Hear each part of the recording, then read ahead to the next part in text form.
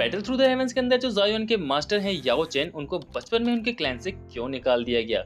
आखिर क्यों याओ चेन ने अपने फ्रेंड के साथ मिलकर उस ब्लैक कलर की रिंग को बनाया था जिसके अंदर वो स्पिरिट्स को रख सकते थे? आखिर क्यों याओ चेन ने पहले ही फ्यूचर प्रेडिक्ट कर लिया था जो कि उनके साथ होने वाला था?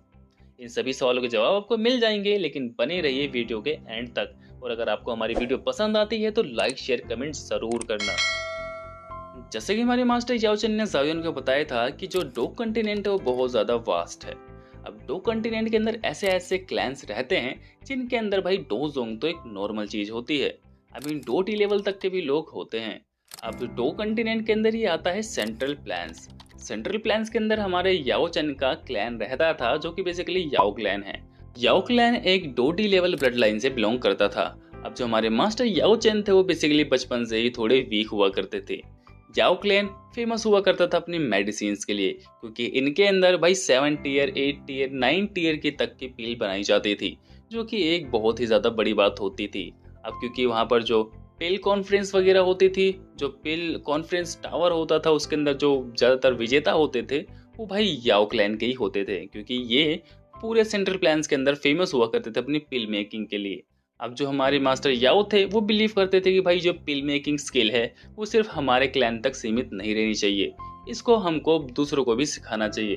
तो हमारे जो मास्टर थे याओ चेन वो दूसरों को भी पिल मेकिंग सिखाते थे। लेकिन मास्टर याओ अपने बाकी क्लैन के मेंबर्स जैसे पावरफुल नहीं थे और वो दूसरों को भी पिल मेकिंग सिखाते थे। यही वो मेन रीजन था जिसकी वजह से इनके क्लैन के मेंबर्स ने याओ चेन को अपने क्लैन से निकाल दिया था, क्योंकि जो पिल मेकिंग स्किल थी वो इनके क्लैन की एक सीक्रेट टेक्निक होती थी। ये स्किल सिर्फ और सिर्फ याओ क्लैन के अंदर ही रहनी चाहिए, ऐसा इनके क्लैन के एल्डर्स का मानना था। तो जो याओ चेन होते हैं वो खुद ही अपना क्लैन छोड़ देते हैं, और जब वो अपना क्लैन छोड़ते हैं तो इनको एक छोटा बच्चा मिलता है जिसका नाम होता है हाफन। अब ये जो हाफा होता है बेसिकली छोटा होता है, तो याओ चेन इसको एज अ डिसिपल एक्सेप्ट कर लेते हैं, जो कि बड़ा होकर इन्हीं के पीठ पर खंजर भोंक देता है, जो कि हमने एनिमेशन में देखा भी है। अब जो याओ चेन थे वो धीरे धीरे धीरे अपने कल्टीवेशन लेवल को बढ़ाते चले गए। और एक टाइम ऐसा आया कि भाई याओ चेन एक डोजन लेवल के वॉरियर बन गए। तभी जो सोल ऑफ हॉल होता है वो बेसिकली याओ चेन के पीछे पड़ जाता है, क्योंकि होल ऑफ सोल वालों को चाहिए होता है फ्लेम मंत्रा, जो कि सिर्फ याओ चेन उनको दे सकता था। और याओ चेन होल ऑफ सोल वालों को फ्लेम मंत्रा देना चाहता नहीं था, इसलिए जो हाफा होता है होल ऑफ सोल वाले उसको अप्रोच करते हैं और हाफा को लालच देते हैं। तो हाफा उनको बता देता है और हाफा उनके साथ मिल जाता है। तभी तो हमने एनिमेशन में देखा था कि हाफा याओ चेन को ही मार देता है, क्योंकि उसको भी वो फ्लेम मंत्रा चाहिए होता है। और याओ चेन ने अभी तक वो फ्लेम मंत्रा कंप्लीट नहीं किया था, इसीलिए वो फ्लेम मंत्रा याओ चेन ने हाफा को नहीं दिया था, क्योंकि वो फ्लेम मंत्रा इनकम्प्लीट था। लेकिन हाफा से तो सबर ही नहीं हुआ और वो होल ऑफ सोल के साथ मिल जाता है। मास्टर याओ चेन को हाफा की हरकतों के बारे में पता चल जाता है, लेकिन वो हाफा को कुछ नहीं बोलते हैं, क्योंकि हाफा को उन्होंने अपने बेटे जैसा पाला था। लेकिन वो डिसाइड करते हैं कि वो एक ऐसी स्पिरिट रिंग बनाएंगे जिसके अंदर वो स्पिरिट्स को रख सकते हैं, क्योंकि होल ऑफ सोल वाले बहुत ज्यादा पावरफुल थे और वो जानते थे कि इन फ्यूचर होल ऑफ सोल वाले उनको पकड़ ही लेंगे। तो वो डिसाइड करते हैं कि वो एक ऐसी रिंग बनाएंगे जिसके अंदर वो अपनी स्पिरिट को रख सके।